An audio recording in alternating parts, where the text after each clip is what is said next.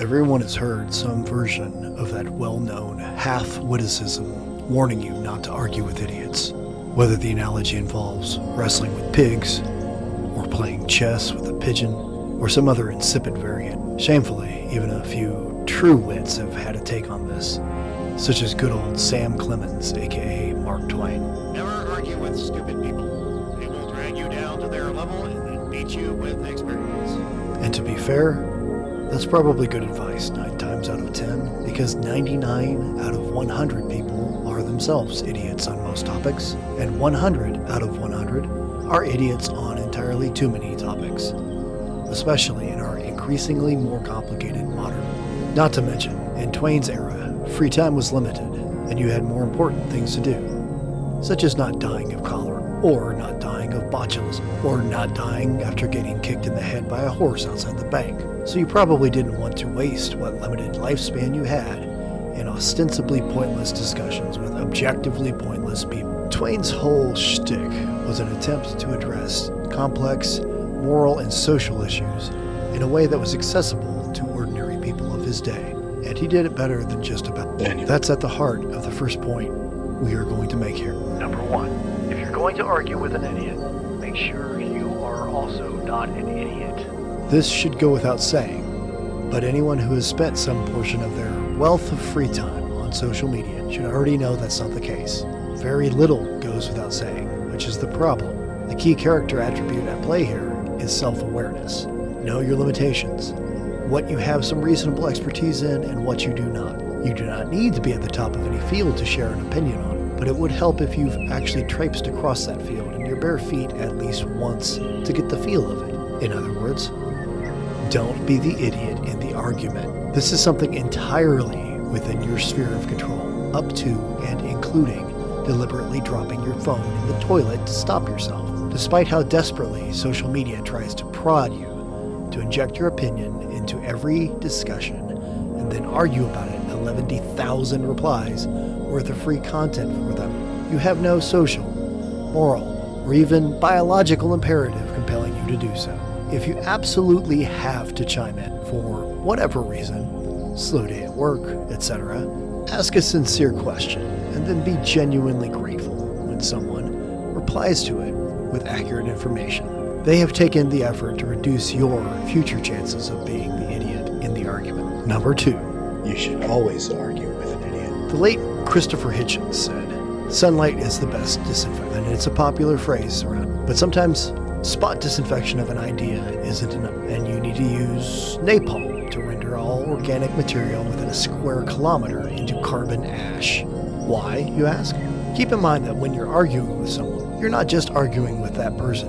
You are essentially arguing with everyone in that person's life who has any influence over them. And in the case of people who don't like to do a lot of their own thinking, you're arguing directly with those people, and the idiot in question is just their unwitting avatar. Or, perhaps, a better, albeit significantly less polite analogy, which means that one we have relied on a lot in the past to explain things, smarter people have their hands up said person's backside working them like a puppet. And to be fair, it's not even that most people don't want to know a lot of things or do a lot. It's simply that the deck is overwhelmingly stacked against all but the most diligent and conscientious people, or those with the luxury to spend hours every day sifting through the endless piles of agenda-driven bullshit in order to have a grasp on one of a million different topics that are all pertinent. By arguing with a person in a, hopefully, temporary state of idiocy,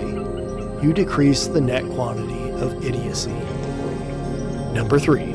Don't argue with an idiot for the idiot. This is the single most important consideration in the entire pursuit of countering BS on the internet. And a lot of people who make the mistake of operating from this perspective are more prone to quit out of either simple frustration or rapid onset nihilism when it becomes evident that their best and most rational arguments are having no effect. Your arguments might very well have no effect on the idiot you're arguing with. In fact, you should frankly be shocked if they have any effect. If the reason for continuing to argue with someone who has demonstrated they are immune to logic, evidence, reason, and facts has nothing to do with that person themselves. In cases like this, you don't argue with an idiot for the benefit of the idiot. You argue for the benefit of the audience. That's because this is one of those, if your life can't serve as a shining example, it can at least be a dire warning things. The usefulness of idiots isn't limited simply to bad actors and people looking to take advantage of the easily duped to sell unnecessary junk or win elections. People operating in good faith, with a solid moral footing, in pursuit of the common good, albeit with perhaps a bit fewer hang-ups about being nice in the process, can also make use of a recalcitrant, unapologetic, shameless moron in the same way a pro fighter invites the press to one of their workouts to watch them beat on a punching bag to showcase a certain level of skill and credibility. Number 3, subparagraph A. Never argue with an idiot without an audience. This one is self-explanatory for reasons we have just given. Moving on. Number 4. Keep the receipts. The way we're operationalizing idiot for this isn't necessarily a judgment of a person's intelligence as much as it is an assessment of the quality of their interaction on a contentious topic. Indeed, many people who can safely be called idiots aren't making garbage arguments because they're incapable of doing otherwise. Some of them are doing it explicitly and cynically as a rhetorical tactic to frustrate you, to cloud the issue, deflect from evidence that undermines their position, or simply to be an asshole for its own sake. Perhaps the best quote on this comes from Sartre. Never believe that the anti-Semites are completely unaware of the absurdity of their replies. They know that their remarks are frivolous, open to challenge, but they are amusing themselves, for it is their adversary who is obliged to use words responsibly, since he believes in words.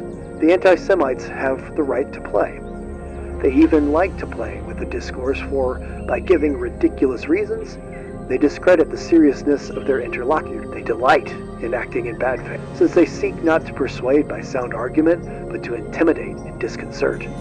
If you press them too closely, they will abruptly fall silent, loftily indicating by some phrase that the time for argument is past. In such cases, when there is a high likelihood that you may encounter the same person again, making the same garbage arguments, you might want to have a record of the previous exchanges.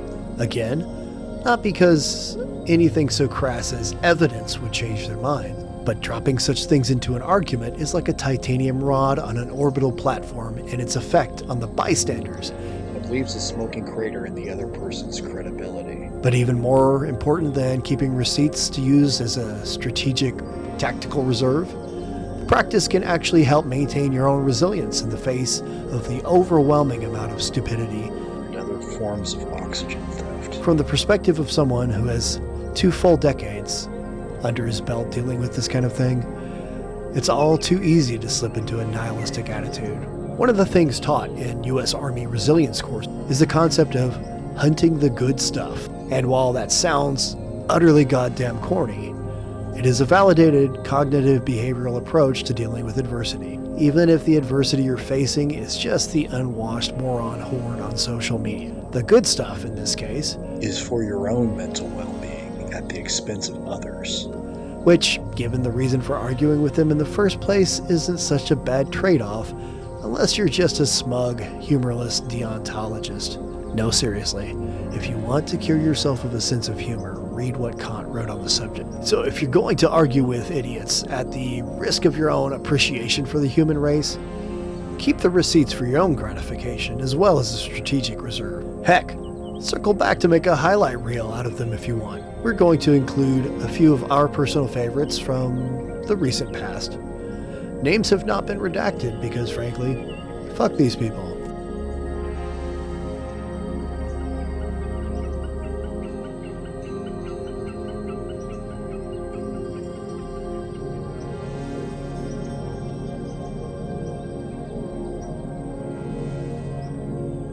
Afterthoughts.